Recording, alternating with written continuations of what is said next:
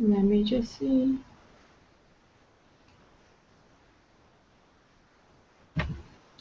Mhm. I think we're good.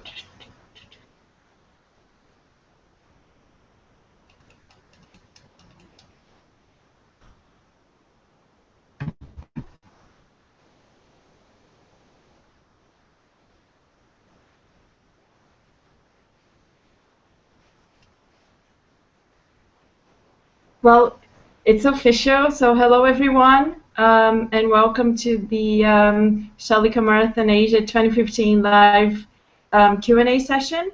My name is Renata. I work on the Shalika Marathon global team, and I'm here with Colin Chin. As you probably know, he's the technical manager for Shalika Marathon Asia, and Kashka Tobias. She's the Shalika Marathon Asia communications liaison person with the students. And today we're going to be answering your questions about the technical details with Colin. Then Kashka will come and answer the questions about freight forwarding and shipping.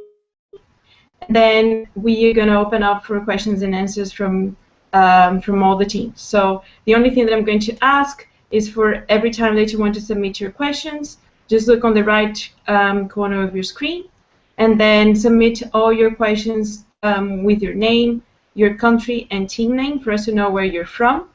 So I'm going to start with Colin. Colin will have a really short presentation about the technical details of the competition this year. Then Kashka will follow up with her presentation about the freight forwarding of your vehicle. And then we're going to open up for questions about everyone. Oh, and I forgot, but DB Schenker, our shipping specialist, is also here on the line. They'll be able to answer any special or specific question that you have about that. So just please remember, whenever you submit questions, write down your name, country, and team name. Yeah, so I'll open up the microphone to Colin. Maybe we'll just wait another couple of minutes. Colin, as I mentioned, is the technical manager for Shalika Marathon Asia, and he'll be speaking about technical information and technical details about this year's competition. Then Kashka, who you know from the Facebook group and from the event this year in Manila, she'll be answering questions and actually showing a presentation first about freight forwarding and shipping, and then we'll open up for questions from both for both technical details and freight forwarding. So again, remember that whenever you submit questions, we want to know your name, country, and team name. I guess we're 3 minutes into the presentation now. So whenever you want to submit your questions, just go to the Q&A option on the right side of your screen. And now I'm going to open up for Colin, and Colin will tell us a little bit more about the technical details about this year's competition. So up to you, Colin.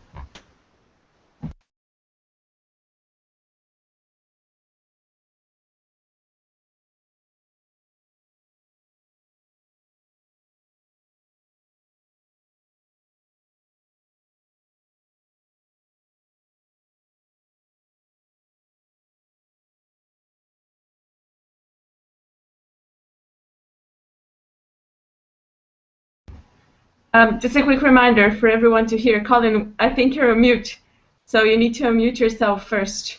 Maybe you should come back to the previous slide. Okay, can you hear me? Oh yeah, now we're good. So sorry about that. Yeah, basically the rules are already issued from the 1st of July, so I hope you're all very familiar with it. And it has been updated slightly with the awards, so please make sure that you download the latest version of it. And that's what you should be very, very familiar with, especially in the design stage of your vehicles. Now, what I want to cover on the next slide is the different energy types. You may be aware that we actually used the 2013 rules for 2014. This was because of the cancellation of the 2013 event in Malaysia. So moving on to 2015, you will actually be facing a two-step change from the 2013 rules to 2015 rules. So please take note, especially for teams who were participating in 2014, you know the rules actually show the changes. They're highlighted to show the changes between 2015 to 2014. But you should take note that we are actually moving from 2013 rules. So make sure you read each and every line and word to make sure that you have not missed anything. So the key changes for energy type are that biodiesel is no longer an energy category. So those who took part in that will no longer be able to do so. And second is that CNG will be introduced, compressed natural gas, that will be introduced as a new energy category. So that is the main change. And for those who are participating in ethanol and GTL, please take note, they will remain as energies, but they will be ranked together. So GTL and ethanol will be ranked together as alternative fuel. So there will not be a separate ranking for GTL or ethanol in the competition, though they are separate fuels. And biodiesel or FAME is out for 2015, right? So look at the bottom row there, that indicates the fuels that are there, and the combination of GTL and ethanol as energy type. Right, so the next slide is about for battery electrics and hydrogen. For battery electric vehicles, please note some of the big changes that are applicable. You know that solar energy is allowed in the battery electric category, and that the amount of energy produced by the solar panels can be used to reduce the amount of energy consumed. So let's say you use 100,000 joules of energy in the competition, and your solar panel contributes 50,000 joules. You will be able to subtract that. You will only be allowed to subtract 20,000 joules from that 100,000. Okay, so even though you produce 50,000, we will only allow 20% of the energy consumed. So you will only be able to reduce it by 20,000 to become 80,000. Another very important thing that we applied in 2014 really was that you must have a self-built motor controller. I know a lot of teams actually buy a motor and a motor controller combined, either from an e-bike or something like this, but this is no longer allowed since 2014. So please ensure that your vehicle has a self-built motor controller, okay? And another big change that you should note is that the accessory battery is no longer allowed. I've actually seen a lot of designs submitted where there were two batteries for the battery electric category. One was the propulsion battery, and the other was the accessory battery. And in 2015, there will only be the propulsion battery allowed for the battery electric vehicles. So if you need to power up your horn, lights, or anything else, that must come from the propulsion battery by means of a DC-DC converter or equivalent. The next thing is that there's a limit to the size of the battery. So the battery capacity must be no more than 1,000 watt hours. And the fifth item is that there are extra requirements on battery safety. For example, when you are charging, there must be a fire blanket or battery bag applied to make sure that if the battery were to catch fire, then the fire would not spread. Also, there should be a metal tray underneath the battery in case it starts to melt and drops down to the floor. Okay, so those are important things to note. Please make sure you cover all of these changes. Now, for hydrogen vehicles, there is a small change in the way results are expressed, namely that it will now be expressed in kilometers per meter cube, no longer kilometers per kilowatt hour. Okay. Next, these are minor changes which may have been mentioned before, but basically if you have a gravity-fed system, please make sure that there's a small hole at the top of the fuel cap to ensure that air can come in and that your fuel does not run out at the start line. Second thing to note is that hybrid energy storage must only be in a supercapacitor, no mechanical or hydraulic energy storage allowed. Okay. Next one is a general rules. Basically, we want to standardize the emergency kill switches.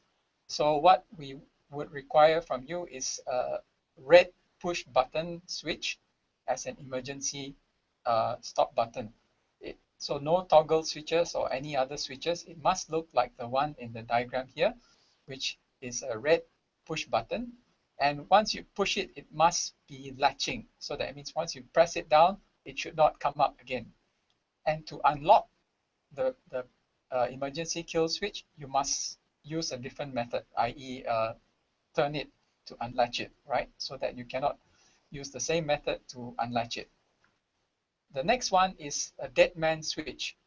Essentially what that means is that if the driver were to faint or become incapacitated in any way during the competition, the engine or the motor would stop to work. Okay, so basically for the engine or motor to continue running, there must be always positive driver interaction with the vehicle.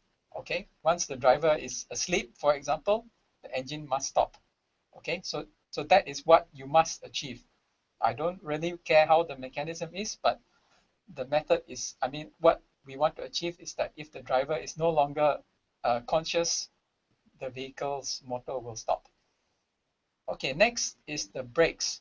The brakes must not be adjustable by the driver. So we have seen cases where the driver is able to reach out and adjust the settings of the brakes.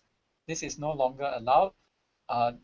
Any adjustments must be made before the competition and not once the competition has started. Next is fire extinguishers, where there's no valid expiry date on the fire extinguisher. It must be at least 3 years from the date of manufacture. Now, in Asia, we actually provide the fire extinguishers, so that is not really an issue. But for teams in Philippines who bring your own fire extinguishers pre-installed, you can take note of this. Okay, other changes for the vehicles, especially the prototypes. All vehicles must have a floor. Yeah, so in the past we have not had this rule, so we have had very strange vehicles that look like the one below. And all vehicles must have a body. So if you come with a vehicle like the one here, it will not be allowed. So we want a vehicle with a body and with a proper floor. So no three-wheel bicycles or motorized tricycles, okay? That is not allowed. Next is that propulsion must be via the wheels, okay? We have had questions from people saying, can I use a turbine propulsion? So, okay, no jet engines installed on the car, only wheels are going to drive the car. Okay, next thing is that items that can be used as ballast is restricted now. So please don't bring tools or heavy dangerous objects. No liquids allowed as well, because some of these can be flammable. And we would recommend the use of the weights that you can, the types that people often strap to their wrist or their hands during training.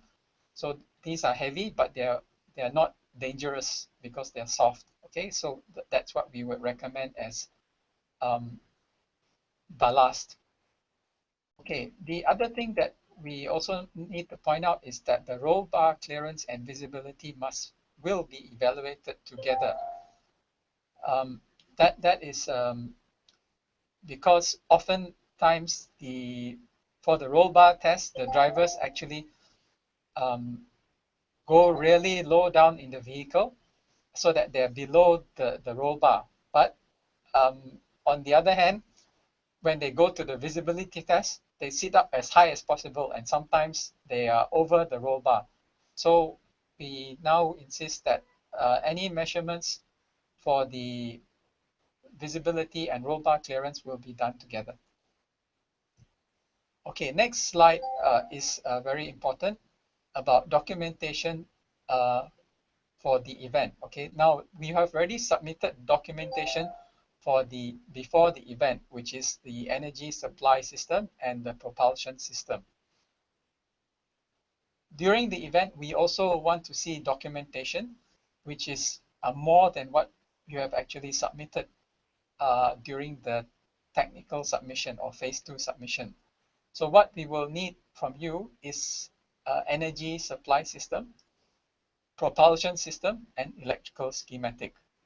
So please take note of Article 58B, Part 3, where we specify exactly what we need for an energy supply system, propulsion system, and electrical system. And besides that, depending on the vehicle category that you are in, let's say if you are internal combustion engine, then you must provide details of your hybrid system, battery, and also BMS system if present, if you are using a lithium type battery.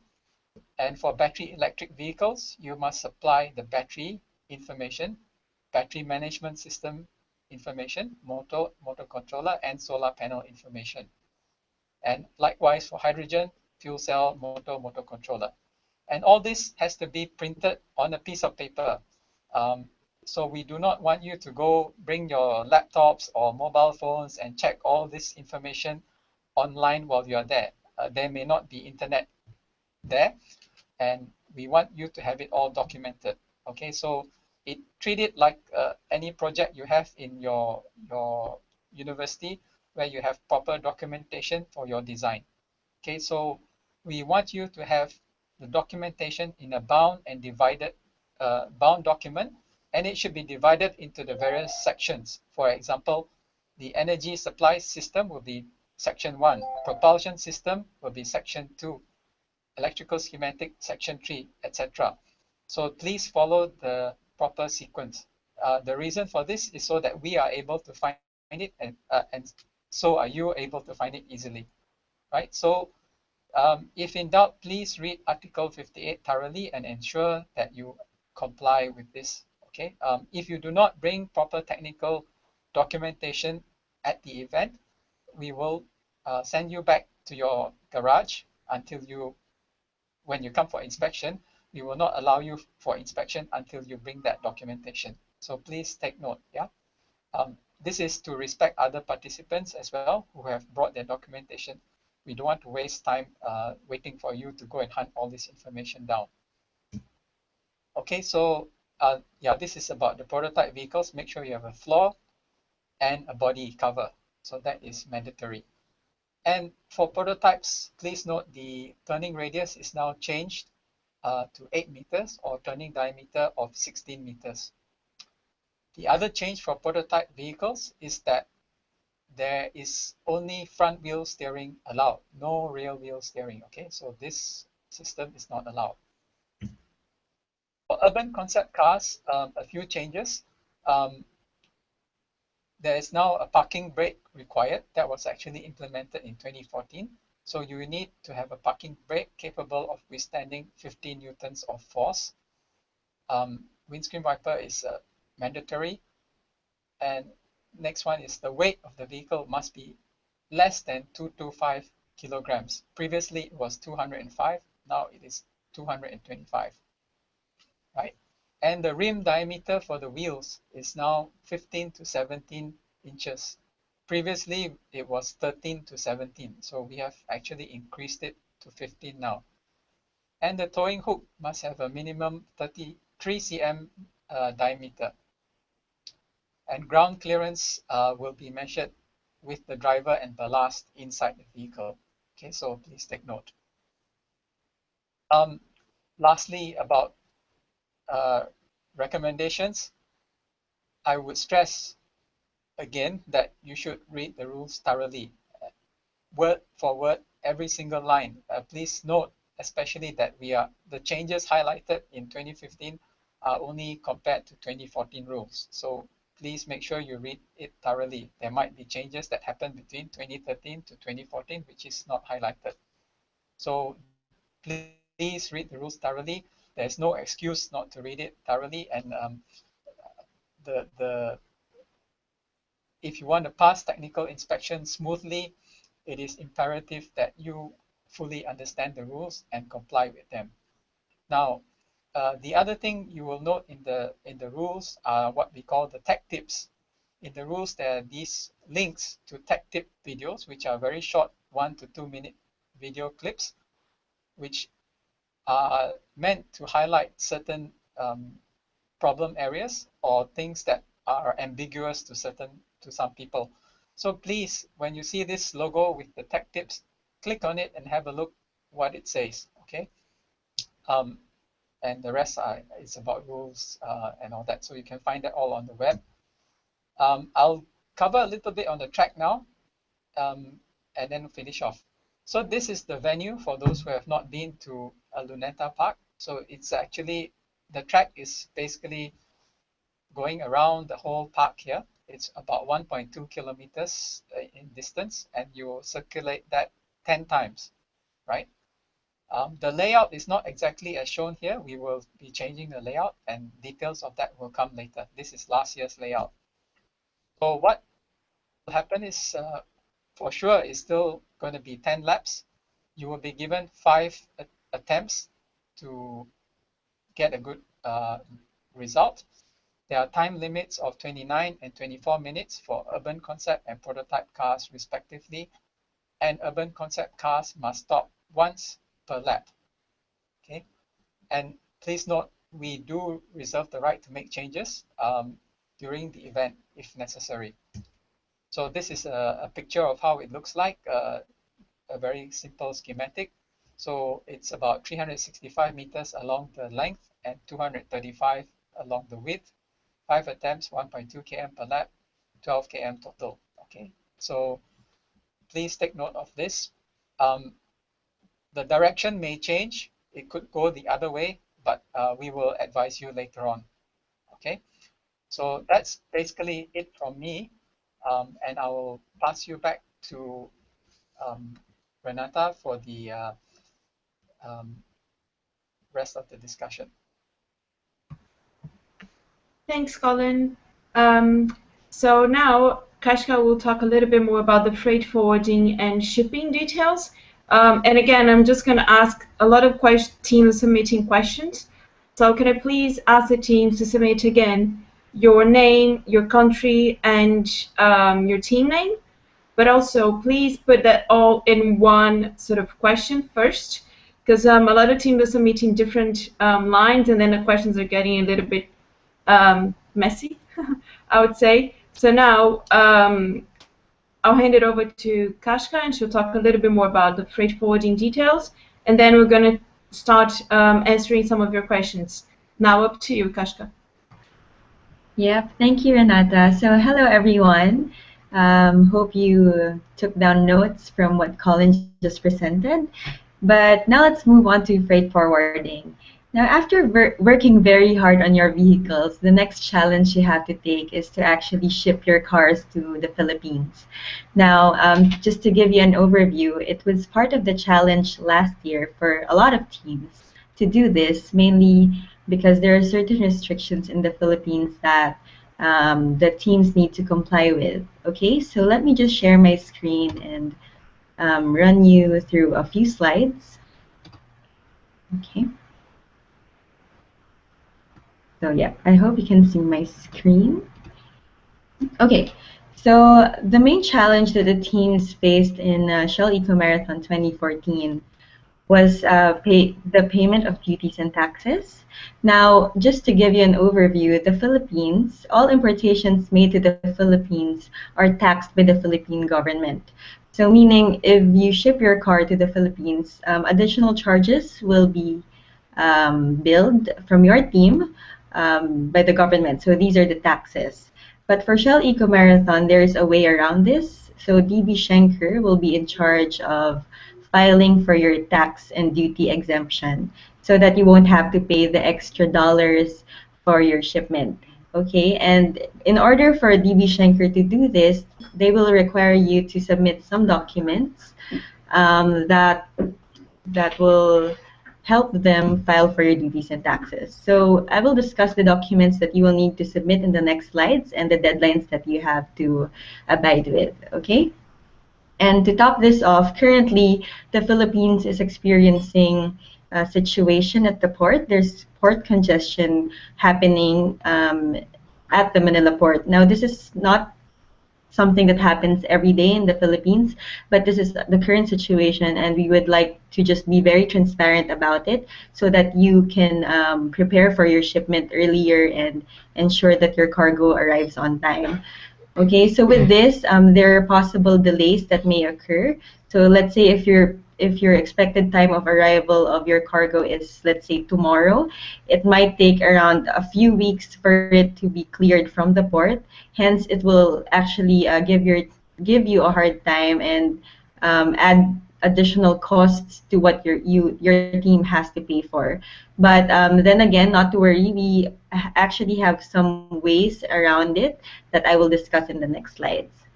Okay, so I think from the first few slides, you can see that shipping to Manila is a challenge, but not to worry, we've prepared a few steps for you to follow to make it as easy as possible for all of you. So, okay, let's move on to the next one. Okay, so before I move on to the steps, I think it's best that all of us or all of you are aware of these two forwarders that you will have to deal with, the offshore forwarder and the onshore forwarder.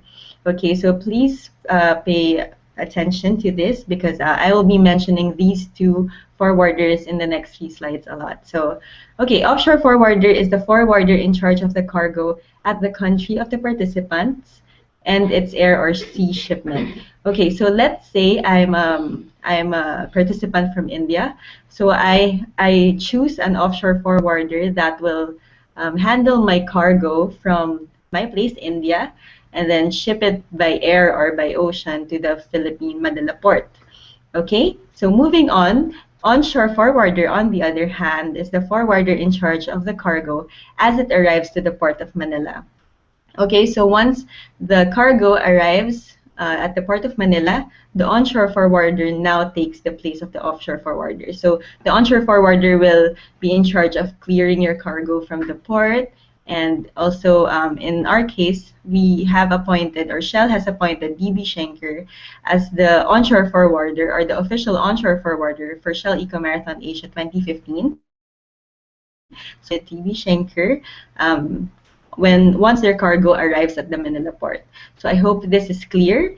Okay, so now let's move on to the next slide, which is the 5 steps that you need to follow in order to ensure that your shipment or your cargo arrives at the Manila in time for the event. Okay, so here's an overview. Let's move to step 1, which is choose your local offshore forwarder. Now, as discussed, DB Schenker will be the required or the appointed onshore forwarder. So that's mandatory for all teams. But what you have a choice for is your offshore forwarder. Now, you have to choose your own, and you can choose a non-DB Schenker offshore forwarder or a DB Schenker offshore forwarder. Just a note, it's important to choose your offshore forwarder wisely, mainly because, as I said, the Philippines has some requirements in shipping, and they will tax all importations in the Philippines. Therefore, to help you, DB Schenker will file for your tax exemption, but you, the participants, should provide some documents that will help them do that. So ensure that if you choose a non-Schenker offshore forwarder, that they provide you with an advanced draft bill of lading document. Now, this is something that a lot of teams from 2014 had a hard time doing, because not all offshore forwarders provide this draft bill of lading document ahead of time. So ensure that if you choose your offshore forwarder, ensure that they can provide you with this certificate for re-exportation, and ensure that when they charge you of the costs and the rates, that it covers all the shipping line charges as well. Okay, so if you choose non-Schenker as an offshore forwarder, you have these to keep in mind and ensure that they provide. But if you choose Schenker also as your offshore forwarder, these will be automatically provided. So it saves you a lot of time and stress, but it's mainly up to you to decide if you're getting a non-Schenker offshore forwarder or Schenker offshore forwarder. Now, if you plan to get a Schenker offshore forwarder, we have a database of the focal points of Schenker in your respective country. So you can download this database from Shell.com under shipping information. Okay, moving on to step 2, which is prepare your documents. So here we have a checklist of the actual documents that you have to submit way ahead of time so that DB Schenker can file for your tax exemption. Okay, so on November 7, that's the earliest deadline that you have for now. So if I were you, you should start coordinating with your appointed offshore forwarder to provide you with the documents. Okay, so we have the advanced draft bill of lading, which you can get from your offshore forwarder. The draft commercial invoice and packing list that will come from you. We have a blank form at shell.com as well, so you can download it from there. Okay, and then an initial photo of your eco car, of course, and the team endorsement letter from your university. So be sure to send the soft copy via email to DB Schenker by November 7, 2014. Okay, and then later after that, come December, you will again need to send a soft copy of the following. Soft copy of the original seaway or airway bill of lading. So as you can see here, you're providing the original copy of the bill of lading. This you submitted the advanced draft in November 7, so now you're submitting the original copy. But yeah, you just have to scan it and send it to DB Schenker. Okay, and then a guarantee letter that you can get from DB Schenker as well, so you just have to coordinate with them, and the most current photo of your car. So there, and then lastly, you on December 28, 2014, you would also need to send hard copies of the following. So you'll send this via courier or via package to DB Schenker. Original copies of the commercial invoice and packing list, and the original fumigation certificate. Now, if you need samples of these documents, you can also download it under the shipping information in the website. So all of these are there if you need reference. Okay, I think that's quite simple and self-explanatory. So just be sure to meet the deadlines because it's important to know that late submissions will not be entertained, mainly for tax exemption, because DB Schenker needs enough time to file these and apply for the duties and tax exemption. So be sure to meet the deadlines. It's really crucial, and yeah, I think that's the main objective here. So November 7 is the date to remember. Okay. Next is step 3. Prepare for shipment. Okay, so packing your equipment. Just a few reminders and points you need to take note of. Items should be packed in reusable bolt and not plywood timber cases. So it has to be sturdy enough because this case will also be used for re-exporting your vehicle. And then for easy identification, the cases must also be marked on 2 opposite sides. Front side marking is compulsory. So here you can see the format of what you need to mark your case with. Okay, and then all vehicles must have a unique identification or serial number on the engine and the chassis of the vehicle. So mainly, you just have to, I mean, if your engine already has a serial number on it, then that's fine. But if there's none, you should create your own serial number just to identify your engine and also put a different serial number on the chassis as well. Okay, so this is crucial also for duties and tax exemption, as the customs will have to check this. Okay, step 4, vehicle arrival in Manila. So as mentioned earlier, there's a port congestion situation happening at the port right now. So if you choose to ship via ocean freight, then the earliest time your vehicle should arrive is on January 5, 2015. Okay. This is early, yes, but as I said, because of the current situation, you need to really ship your vehicles this early so that you can ensure that it will be cleared from the port by the time you, on time or in time for the event. And then the latest is January 9, 2015.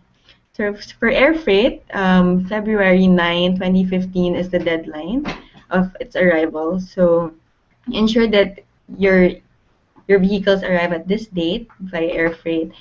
Okay, So a tip is that you should ask your offshore forwarder when you should ship out your car in order for it to arrive at the Manila port on the dates stated above. Okay, so you have to coordinate with them because then they can advise you when you should ship out or air freight out your vehicle from your country of origin.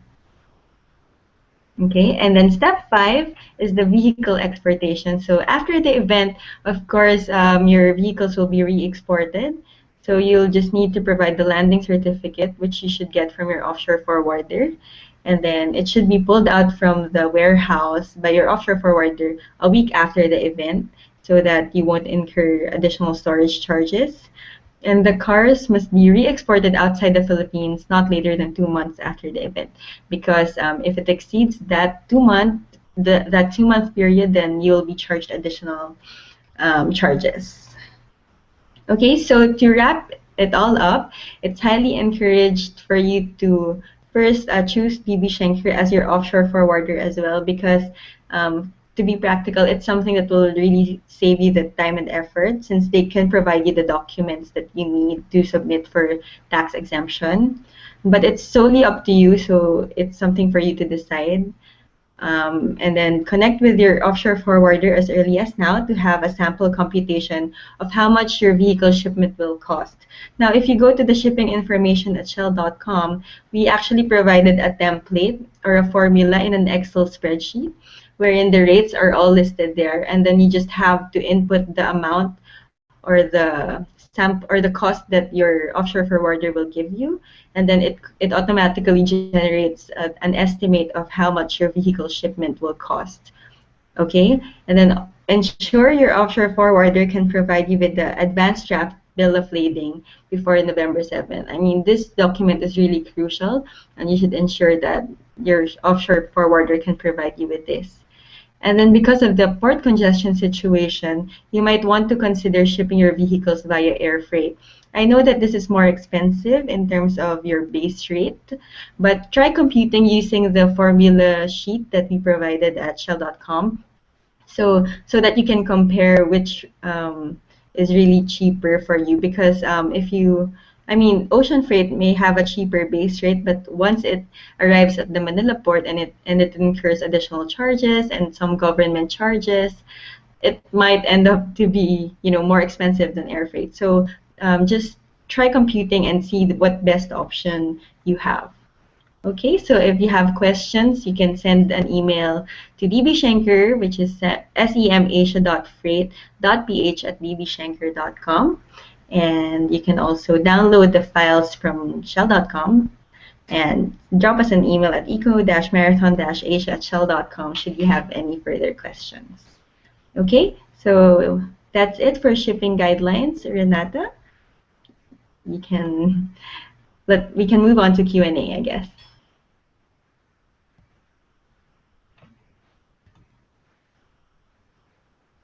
Yes.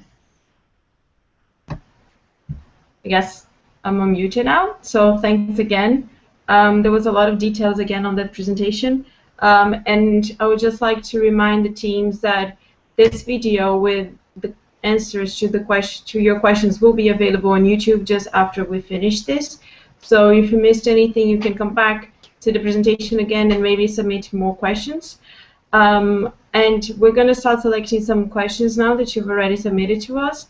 But I would really like to ask you to use the Q&A function to submit questions about this Q&A. There are some people chatting over the Q&A, and this is making it a little bit more difficult for us to select the questions. You can chat or talk about personal issues elsewhere, but please let's stick to the Q&A just for us to try and help most teams with the answers to their relevant questions. So I'm going to start now, and I'm going to start with questions to Colin. So Jose, I think, from Team Haribon from the Philippines. Oh no, this is actually a question for Kashka. So what is the shipment date for teams situated in the Philippines? Yes, to answer that question, actually, there's a different shipping guide for the Philippine team since you won't have to air freight or sea freight your vehicle. So that you can connect with your country focal, Shia, and then she'll give you the guidelines for how you can transport your vehicle from your university to the event venue. Okay. Thank you. Now, a question. This one is for Colin. So this is from Nadira from Brunei, Team Gen Next Harapan. And her question is, for the hydrogen vehicles, do they need motor controller? For hydrogen vehicles, they will also need a motor controller because they are using the fuel cell to generate electricity, and that is goes through the motor controller to run the motor. So yeah, you will have some kind of motor controller. It may be complex or simple, but yes, you will need one. The only thing is that you do not have to design one, unlike the battery electric category.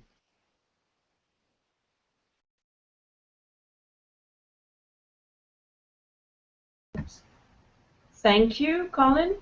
Now, let me just see here. Another question for Kashka. So this is Kanishik, I think, from Team Avera in India. And the question is, please tell me the last date until we have to complete the prototype car. We're planning to complete the vehicle by the 30th of December, but in the rulebook it's written that we have to send the vehicle and send the details by the 7th of November. I think both of you can actually answer that one. So maybe just a reminder on the deadlines for shipment to Manila. Yes, as discussed earlier, the documents should be provided ahead of time, and that's something that you can ask from your offshore forwarder. And the expected dates of arrival, again, is January 5 to January 9 for ocean freight and February 9 for air freight.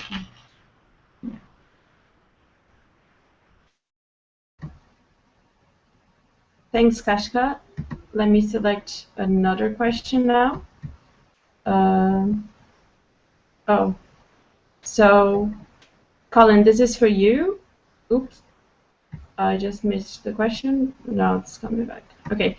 Hi, sir. My name is Endang from Nusa Kencana team. We have already changed the transmission system to manual clutch. Will it be permitted above the rules?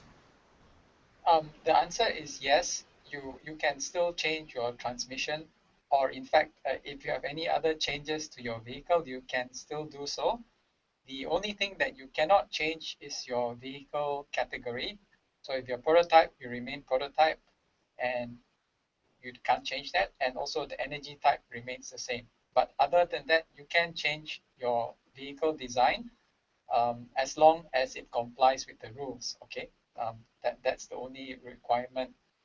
So you can do changes to improve your vehicle at this point. Thanks, Colin. Now another one for Kashka. Amalis from Malaysia, Team Drunvelt, I think, and would like to ask the estimation freight forwarding fee or shipment fee from Malaysia to Manila. Yes, okay. So again, as mentioned, the fee for shipping from Malaysia to Manila is something that you can get from your offshore forwarder, as they can only provide you an estimate depending on, I think, the weight of your cargo and all those things. But you can use the sample computation formula that we provided in an Excel file that you can download from the shell.com website. Okay? So coordinate with your offshore forwarder for that.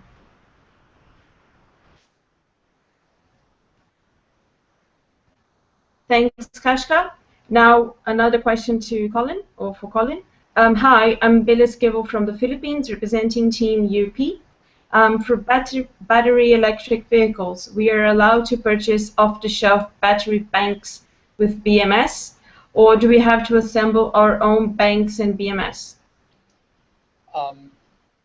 Basically, you are allowed to purchase off-the-shelf batteries and also BMS or battery management systems.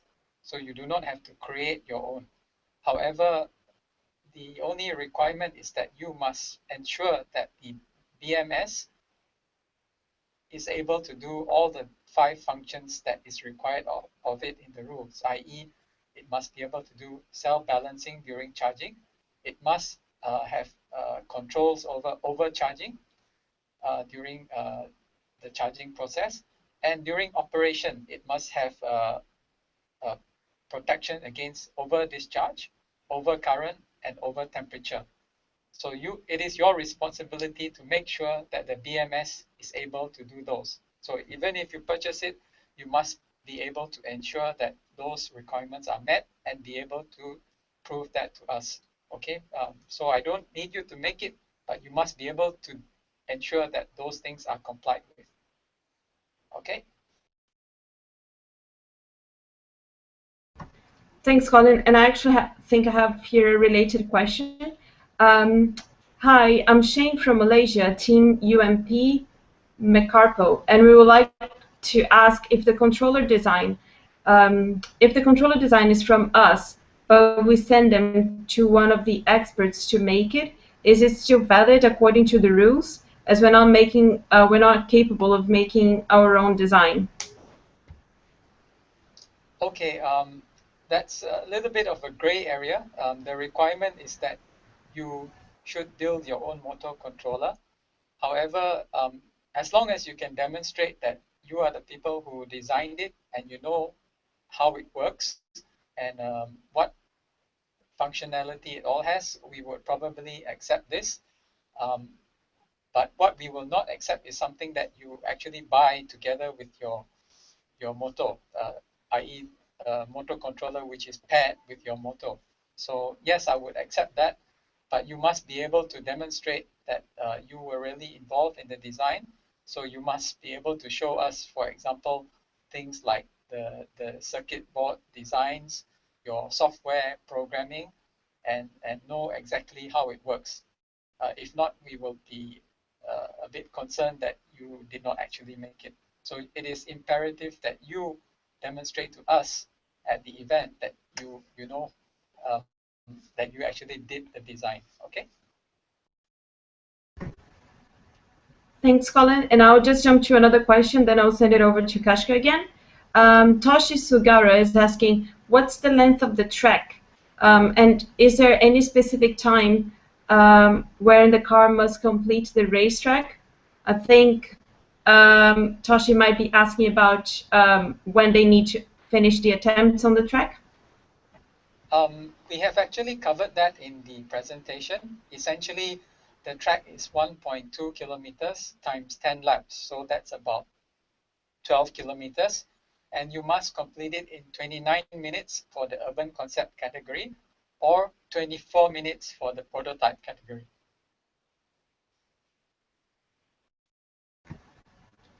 Thanks, Colin. Now over to Kashka again. Shuvo, a Bangladeshi student from team, I think it's we read Abijar Trick. Sorry if that's not how you read it. Question is, the 31st of December is a final date for shipment, or can it be extended? Because it clearly says the date of arrival of the car needs to be the 9th of February in Manila. So if we send it after the 31st, will the authorities accept that? Well, in essence, you can ship your vehicles at the time that your offshore forwarder advises you to, as long as it arrives on the set deadlines. But I think it's really important to note that the document deadlines remain the same, which is November 7 and December 28th. But in terms of arrival of the vehicles, you can ship it out from your origin country at any time you prefer, as long as it arrives at the 9th of February for air freight. Yeah. Thanks, Kashka. Now I'm going to ask another question to Colin. This is a really important one. So this is a question from Mandin from Vietnam. And it says, according to the rules about the safety belt, is it it's difficult for our team to find the safety belt that has 5 branches in Vietnam. Can we make the safety belt ourselves? Okay, that's a tricky question. First of all, you need to understand what the safety belt must be able to do. It needs to have there should be a 5-point safety belt with a single button to release it, and it should be fully adjustable to make the driver fully secured in the vehicle without movement. So that's one. In the past, we required that you actually buy proper racing harnesses or safety belts. Now you can actually, if you're in the prototype category, you can actually make your own, but we must stress that it should be a 5-point harness and must be a single button release, and it must meet the requirements stipulated. However, we do recommend to buy if you can, because there's a risk if you make your own belt that it is not adequate. So our recommendation is to buy if you can. Make if you really cannot find any alternative source, but be really aware of what the requirements are. Make sure that you can fully comply with it. Yeah, because the safety belt is one of the critical things that we will insist on, and no car gets on track if you fail the safety belt test. The other thing you can consider is to also discuss with some of the local teams in Vietnam how they actually source their safety belts. Maybe they have some other suppliers that they may know, so you could also check with that. And you can also consider buying over the internet or overseas sources. But there's no real restriction saying that you must make your own safety belts if you're in a prototype category. And but we have our preferences or recommendations.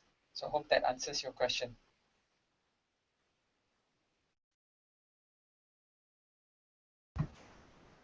Thanks, Colin. Now I'm going to ask a general question to Kash because there's a lot of people asking the same question. And it's about the items or the equipment that can be shipped together with the vehicle. Is there anything that cannot be shipped or that shouldn't be shipped? Or can they submit the tools or other equipment together with the vehicles when they send it to the Philippines? Okay, thanks for that. Actually, there are a few items listed in the shipping guidelines that you can download from the website, but I think our experts from DB Schenker can help us advise these items. Joby? Yes, I think you're on mute, Joby.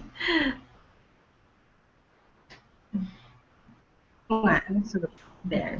Sige yung mga dangerous goods. Yeah, anything that can be considered as dangerous goods, we would like to discourage them from bringing, as well as anything that is chemical related, anything that is consumables also, because what we would highly suggest is that when you ship out, it would only be the cars and the parts of the cars, because anything that is consumable, because whatever you would bring in listed in the bill of lading should be the exact items that will be shipped out.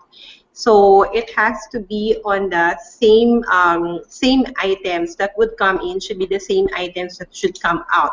So anything that is consumables should not be shipped in. Plus yung fire extinguisher. Okay, so anything that is yeah. Sorry, there is also a question about fluid. If fluids can be brought into the Philippines by freight forwarding and shipping, does that include, is that included in any of those items that you just listed? Can you say that again? Hydrogen. To bring fluid, so I guess the things mean any sort of liquids, if that can be included in the same package they're shipping? It depends on the kind.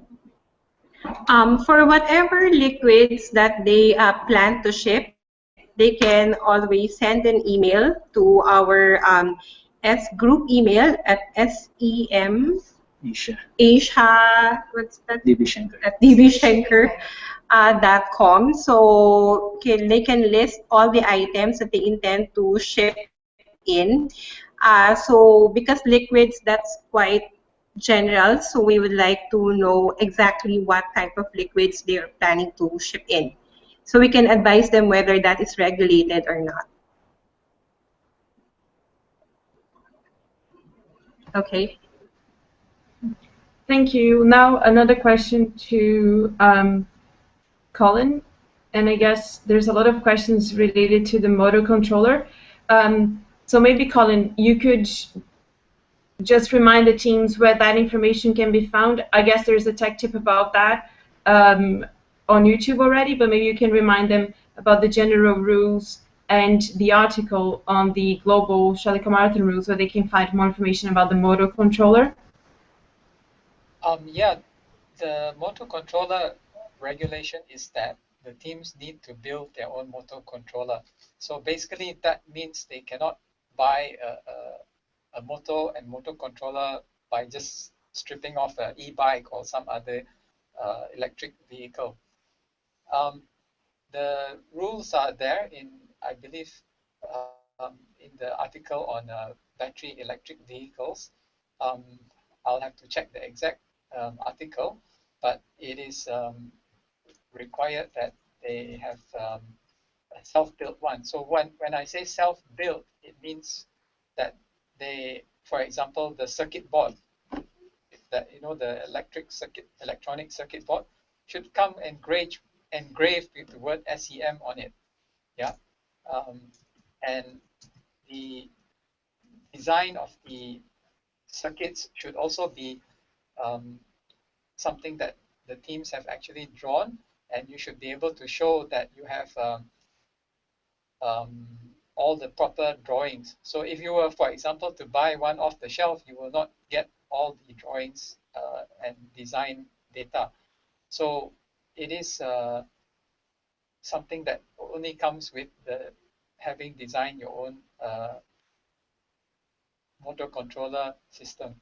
So please just make sure that you know the whole, be able to draw the whole electrical schematic of the circuit boards, and you must know how it all works. Yeah, because we will ask you how it works, and if you have not actually made it yourself, it will be very apparent to us. Yeah, so make sure you know how the motor controller works, and all the different things that are put into it. The circuit board must have the SEM engraved on it, and you must have all the software programming codes available so that we can verify that you actually did it. So that is the thing about the motor controller. So it is incumbent on you to demonstrate to us that you have actually made it yourself. Yeah, and no, you cannot, for example, go and I know there are some people who says, okay, why don't I go and buy a motor controller and then take it apart and reassemble it. No, that's not on, because that is still not building your own motor controller. Okay, I hope that answers the question. If you want the exact article, just let me try and check out the article number.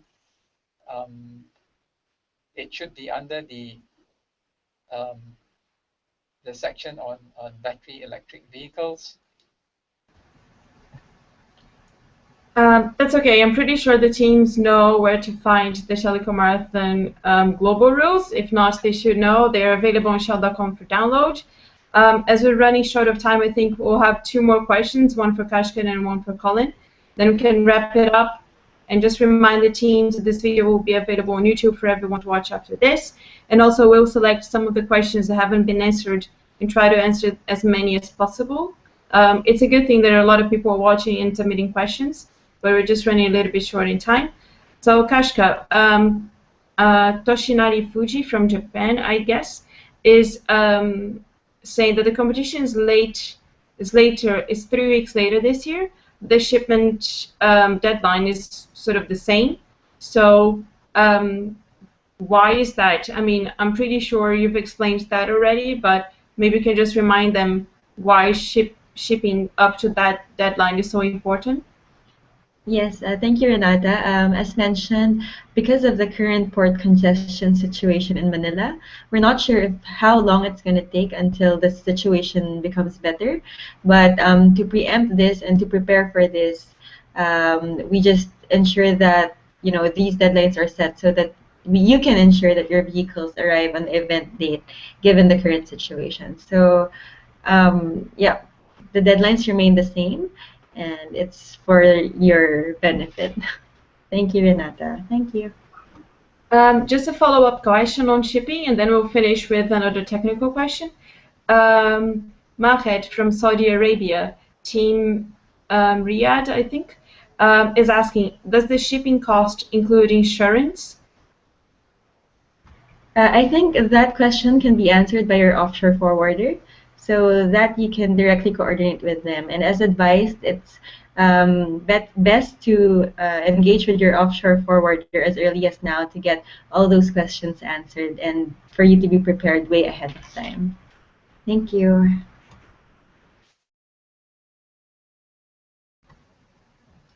Great, thanks, Kashka. Now I'm going to select another 2 or 3 questions to call in, and then we just need to wrap it up. So, good afternoon. I'm Long. My team is LH Goat Energy from Vietnam. I'd like to ask a question about the handbrake.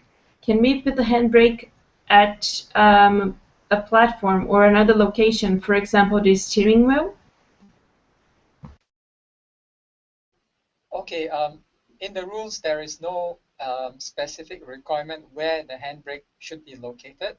However, wherever you put it, we need it to be easily accessible by the driver and such that you don't have to go and stretch or dig deep into the vehicle to be able to engage the handbrake. So ideally, something central or something which is within easy reach of the driver position. Okay. So it can be on the steering wheel. I don't mind as long as it is easy to reach and effective. Thanks, Colin. Another question that's popping up from different teams, so I have that question from teams from India, Vietnam, Brunei, is about making changes to the vehicle. So for instance, can they still make changes to the vehicle design, to the vehicle chassis? Is there any rules related to that that you can Okay, I've actually answered let them know? earlier. Basically, you can make changes to the vehicle. Any changes in terms of the transmission, the brakes, the vehicle body, the seats, the safety belt, everything you can change. I mean, change from what you actually submitted in the phase 2 submission. The only thing that I insist on, of course, is that you must comply with the rules. So let's say you want to lengthen your vehicle, that's fine as long as it still meets the length specified in the rules. If you want to change the transmission or brake system, you can do that, but you must make sure it complies with the rules. Yeah, so I don't really mind if you make any changes. In fact, I expect teams to make changes to improve their vehicle as they go through the design and construction phase.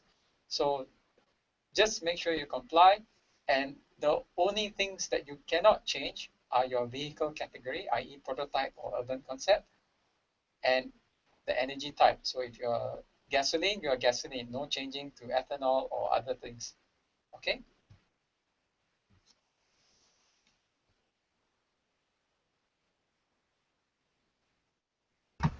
Thanks, Colin. And I guess this will be our last question because we've been running 5 minutes late already.